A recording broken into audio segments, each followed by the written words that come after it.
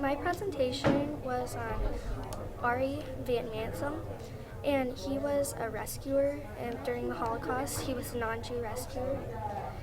And in the middle, that's a picture of him when he was younger.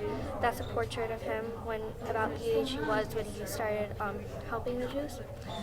So, and here he is, and he said, I wasn't a hero, I was just doing my duty.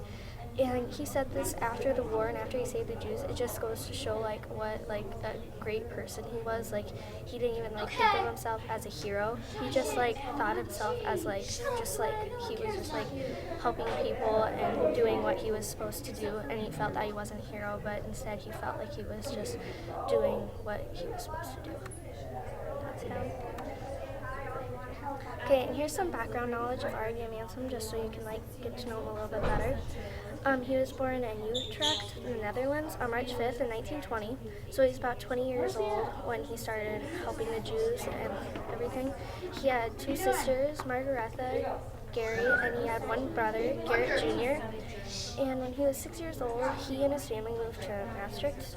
And he and his family were members of the Reformed Church in the Netherlands. And he said from the church in the Netherlands, he really learned that like he needed to like help people and like you should treat people like equally and stuff. So that's, I guess they were very like sensitive to the whole Holocaust and how they were treating the Jews. And here I have a video of Ari. So I'll get that. Okay. Anything coming?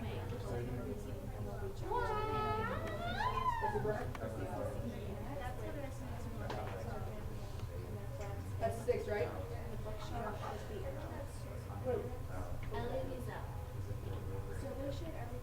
This is a picture of Elie Wiesel during the Holocaust. Life before the Holocaust. Before the Holocaust, Elie Wiesel lived an average Jewish German life in the middle class.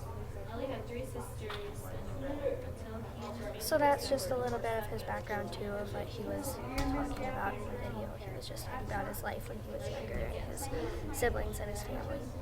So Ari Van Mansom helped many Jewish people during the Holocaust by resisting German control, finding hiding places for them, and sacrificing his own safety. Okay, resisting German control was extremely dangerous, but this is one of the things that Ari Van Mansom did to help the Jews. So by resisting German control, he could have been, he was actually put in jail and sent to a concentration camp and with other political prisoners, and he could have died for resisting the German control. So, in the article from the Central Intelligence Agency about the Dutch underground and the Dutch resistance, it stated the underground newspapers were very helpful, especially in places where the telephone lines were monitored. These newspapers helped counterbalance Nazi propaganda and German-controlled media. So, Ari Van Mansom was a member of the Dutch underground and the Dutch resistance, and he helped distribute the newspaper that was illegally printed underground and was sent out to Jews and non-Jews alike all over Germany. And this picture, actually in the white, that looks kind of like a newspaper, is actually the newspaper that he handed out. It's in German, but that's actually the newspaper he handed out. And to the right is where a map of like the area where they handed it out in the Netherlands and Germany and where everything was. So that's the newspaper he handed out, and that's like the area that it was distributed in. And in an Echoes and Reflections article on Ari Van Mansom, it stated, Ari, aside from hiding Jews and finding hiding places for them, he also created many counterfeit food labels and false identity cards with funds from the church. Okay, so this isn't something he created, but it would be an example of something he would do. It would be something that he would put together. So. And another way that Ari Van Mansom helped the Jews was by finding hiding places for them. So he not only resisted German control, but he also risked his own safety to find hiding places for them. So in the Echoes and Reflections article on Ari Van Mansom, it stated that with the help of his church, Ari helped the couple as well as many other Jews find hiding places. So he accompanied a couple on a train during his business trips to a hiding place, and this was one of the first cases that he encountered with helping the Jews, and he was asked to do this by an elder from his church. And in the picture, if you see the man towards the middle that's standing up, that is Fritz Freilick. He is one of the younger boys at the time that he helped, and he hid that boy in his own house, which was extremely dangerous. So that's Fritz in the middle who's standing up. Okay, and in the article from USHMM, the United States Holocaust Memorial Museum Photo Archives about Ari, it stated that Van Mansom was still living at home at the time, and his parents and sister Margaretha helped him in his rescue missions.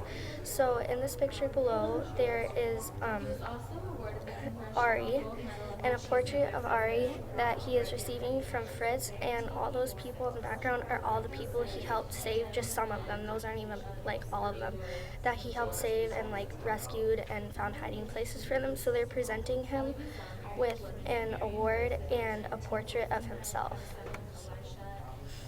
And Ari sacrificed his own safety to save the Jews, which not very many people would do. In the article about Ari Van Mansom from USHMM, it stated, in October 1943, Van Mansom was arrested and put in solitary confinement for 6 months at a prison in Herat. Okay, so he was actually arrested by the Gestapo police, and then he was questioned about his underground activities. So, and then he was, like it says, he was put in solitary confinement for 6 months, and he was also sent to a concentration camp with other political prisoners. So he actually went to a concentration camp too. And in May 1945, the Canadian Army liberated Ari. He then returned home to Maastricht, stated Echoes and Reflections in an article about Ari Van Mansom. So the first thing when Ari got home, what he did after he was liberated, he didn't even like think about himself. Like right after he was free and like everybody was being liberated, Ari helped reunite all the families that he had hid because some of the families had been separated. So he was like reuniting all these families after he had been freed and liberated, and that's just a picture of the Canadian flag since the Canadian Army liberated him. And also an article about Ari Van Mansom on Archie said, in 1969 he was awarded a Medal of Honor by the government of Israel, the highest award to a righteous Gentile. And he was also a subject of a book, A Friend Among Enemies. It was a biography by Jeanette Keith. And Jeanette Keith wrote this book on him and about his life and everything, and he won many other awards, and he was also a Righteous Among the Nations award. And Ari Van Mansom helped many Jewish people during the Holocaust by resisting German control, finding hiding places for them, and sacrificing his own safety. Ari Van Mansom was a very altruistic, brave person and deserves all the awards that he received along with the title Righteous Among the Nations. And for additional information, you can go to maybe a few of these websites. That's my works cited. That's where I found all my information from and my pictures from.